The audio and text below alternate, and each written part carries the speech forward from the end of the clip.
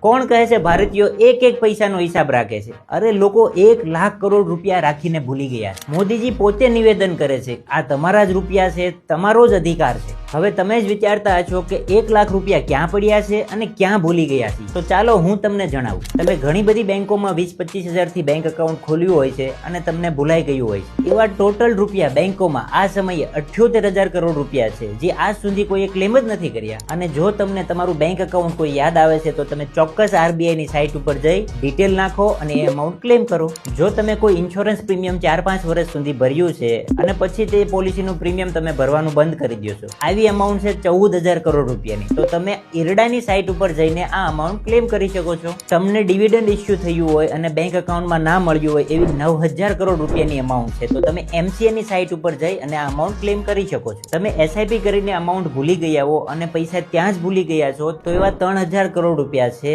એના માટે તમે SEBI ની સાઇટ ઉપર જઈ ક્લેમ કરી શકો છો. ભારત સરકારે એક કેમ્પેઈન બી ચલાવ્યું હતું, તમારી પૂંજી તમારો અધિકાર, અને 477 પ્લસ જગ્યાએ ફિઝિકલ સેમિનાર પણ કર્યા છે અને અત્યાર સુધીમાં 2,000 કરોડ રૂપિયા પાછા પણ આપી દીધા છે. તો આવી જ રાઈટ ફાઇનાન્શિયલ ઇન્ફોર્મેશન માટે મારા પેજને ફોલો કરો.